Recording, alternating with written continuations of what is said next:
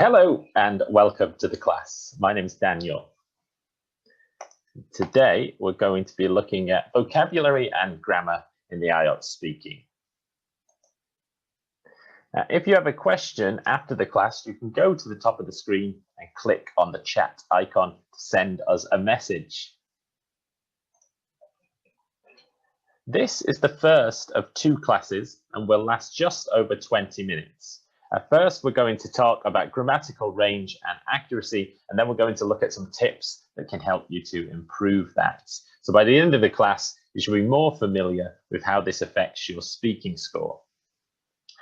During the class, there'll be questions for you to answer. These will appear below the video.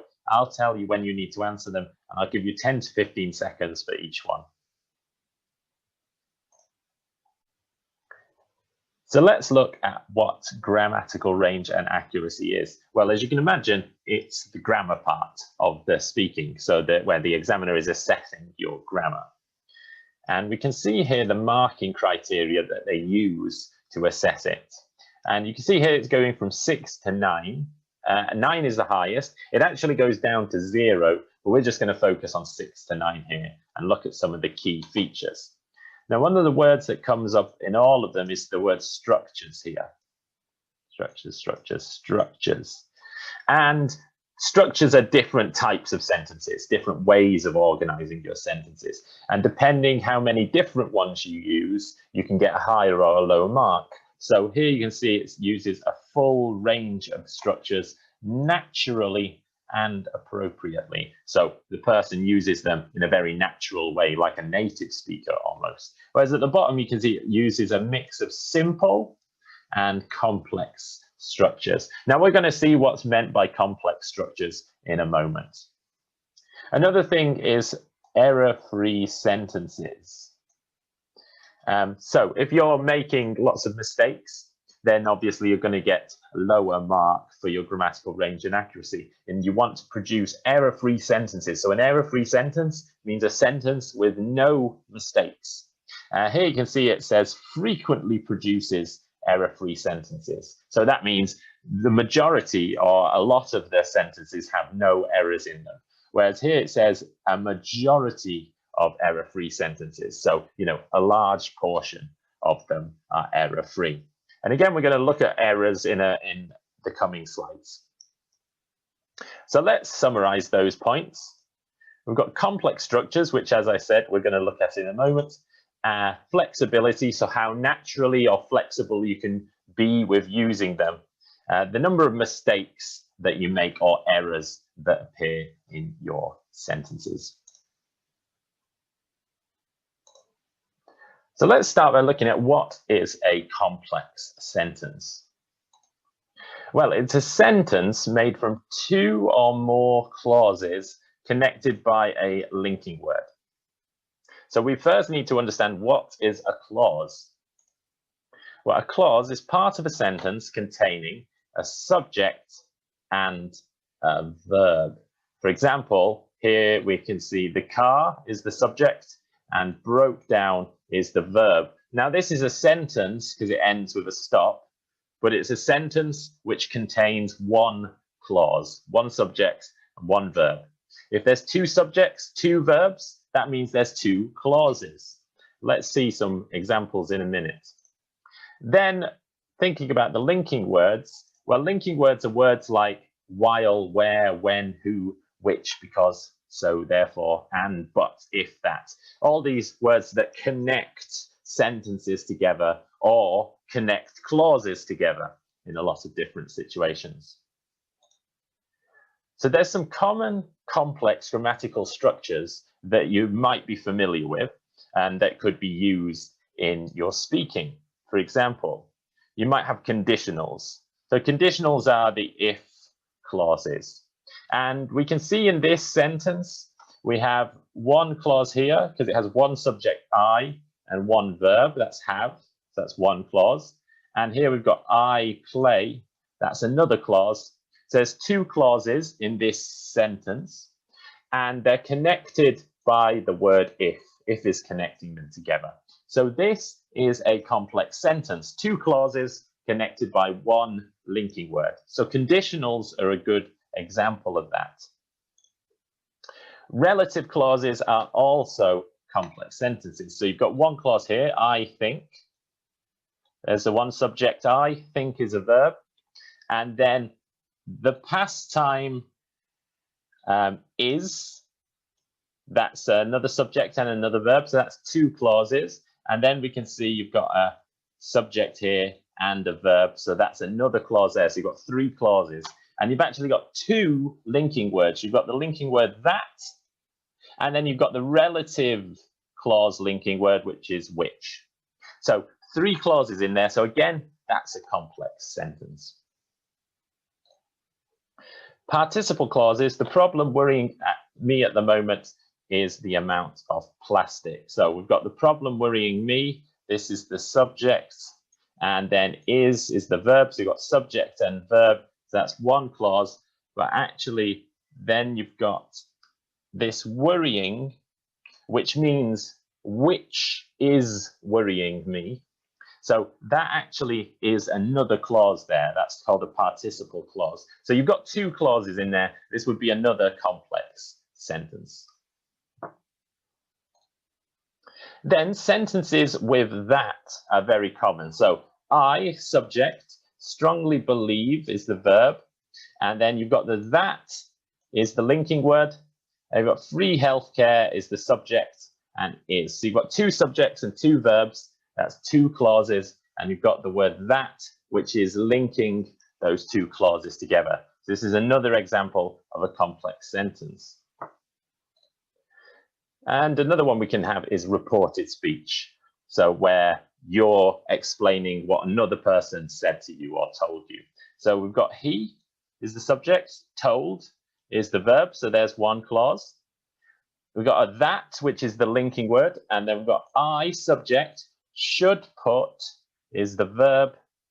So two clauses there, and they're connected by the linking word that. So reported speech, another example of a complex sentence. So let's have a little bit of practice with this. What I'd like you to do first is just look at question 1 below the video and see for sentence A, how many clauses does that contain? And I'm just going to give you 10 to 15 seconds to choose the correct option.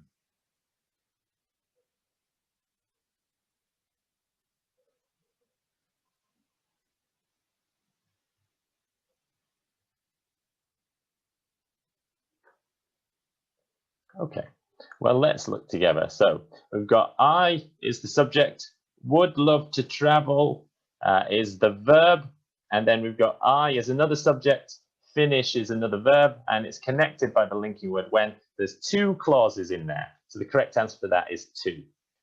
Now I want you to look at questions 2 to 5 and try to do the same for these 4 sentences. And I'll just give you some time to try that.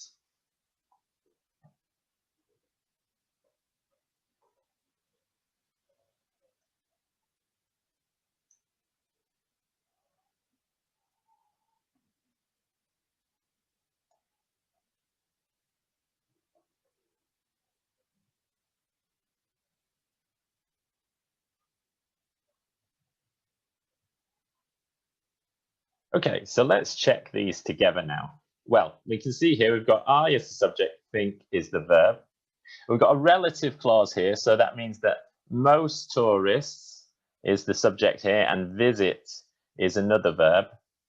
But then we've got the place that most tourists visit in my country. That's all one subject and is a verb. So we've got 3 subjects and 3 verbs. So we have 3 clauses. And we've got 2 linking words. That and that are the 2 linking words there. For C, we've got the large amount of pollution in the atmosphere. All of that is the subject. And then is causing is the verb. So there's just one subject, one verb. So that's 1 clause. Then we've got I, subject, would say. That's a verb. We've got a relative clause here, who. And actually, when you've got who as the relative clause, this is a subject and this is a verb, who is. And then we've also got the person who is most responsible for this situation. All of that is one big subject, and the is here is a verb. So you've actually got 3 subjects and 3 verbs. So you've got 3 clauses in that sentence. Now let's look at E. Well, we've got I as subject, guess is the verb. We've got I as another subject, have only had is the verb there. That's 2 clauses. Then we've got my parents is a subject and got is a verb. And then we've got it is a subject and is a verb. So we've got 4 subjects, 4 verbs. So we've got 4 clauses and we've got 3 linking words. We've got that is one linking word. Even though is a linking word or phrase. And we've got which is another linking word or phrase. So 3 linking words and 4 clauses in that sentence. So A, B, C, and E are all examples of complex sentences because they have 2 clauses or more joined by linking words. Now let's look at grammatical range. Well, remember, grammatical range is how many different types of grammar you can use, how many different structures. And there are so many different types. So let's think, how many different grammatical structures can you think of? Well, we're going to go through a few together here. So the first thing you might think of is tenses, like present simple and past simple. So those are some different types of structures. You could also have aspects like perfect aspect, present perfect, or continuous, like present continuous. So if you're familiar with those, then you have opportunities to use them in the speaking. Other things like future forms, talking about the future, using maybe will or going to, or something like that. Passives, passive structures, where you're saying it was built or it was done by someone. These are another example of a grammatical structure that you could use. Conditionals, which we looked at before, which are the if clauses. Participle clauses, which we saw one example of before, those are ing clauses.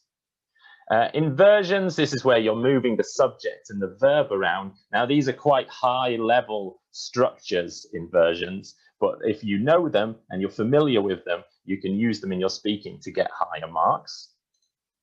Relative clauses, like we saw with which, who, where, when, those types of things. And modal structures with like may, might, could, or may have, might have, could have. And you could have like some emphatic structures or cleft sentences. Now, this is just a few. Oh, we could also have reported speech as well, which we've seen. Now, these are just a few examples of structures that you might want to use. And the more that you know and the more that you use, the higher a mark you'll get for your grammar in the speaking. So let's have a look at a few grammatical errors. Now, I want you to look at these sentences and say which is grammatically correct. So we've got the teacher who taught me guitar was really enthusiastic. The sooner something is done to help the poor, the better the results will be. I'm a keen reader. I've been reading 4 books this year. If I am them, I would move to another city. The crash happened while I was driving to university. So look at the question below the video and see if you can choose the correct option, which is grammatically correct.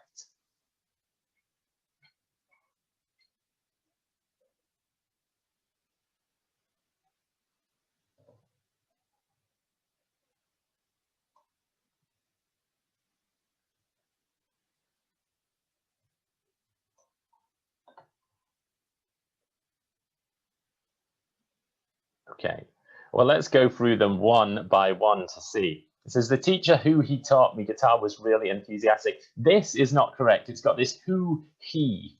Now, who is a subject?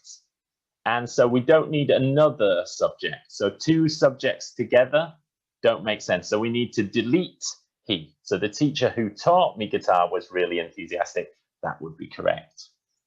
Number 2, the sooner something is done to help the poor, the better the results would be.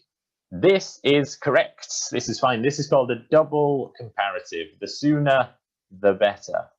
And you can have it in 2 clauses. Now, it's quite a nice structure that you could possibly use in your speaking. So 2 is correct. 3, I'm a keen reader. I've been reading 4 books this year. Well, this I've been reading, this is present perfect continuous. When we want to say how many, so 4 books, 5 books, 6 books, we don't use present perfect continuous. We would use present perfect simple to say how many. So you'd say, I've read 4 books this year. So that's not correct. Number 4, if I am them, I would move to another city. Well, this is a conditional. Now, this is an imaginary conditional. So we need to put here, instead of am, we need to change it to was. If I was them, or if I were them, both of those would be correct. And then that would make it a correct sentence. If I were them, I would move to another city. And that's a second conditional. And then the last one, the crash was happened while I was driving to university. The problem here is was happened. Now, happened can't be put into a passive form. It can only be active. So was happened is a passive structure. So what we need to do is just delete was and say the crash happened while I was driving to university. That would be correct. So with happened, we need to use an active form. So these are some typical errors. The first is with relative clauses. The second is with aspects, so present perfect continuous versus present perfect simple. The fourth is conditionals, and the fifth one is a problem with understanding passive versus active. Now, these are just some examples of grammatical errors that you might have or that might come up in your speaking. The most important thing is to learn your own common errors. So when you're in class or when you take a test online or do some practice activities, if it says you made a mistake, make a note of what mistake you made, particularly with speaking, as we're talking about the speaking exam. Notice what mistakes do you make when you speak. Make a note of them and see if you can work to try to improve those. Well, remember, if you have a question, you can go to the top of the screen and click on the chat icon to send us a message. Now take class 2 on this topic, and remember to complete the online training and do the practice activities. Thank you very much for coming to the class. We'll see you again. Goodbye.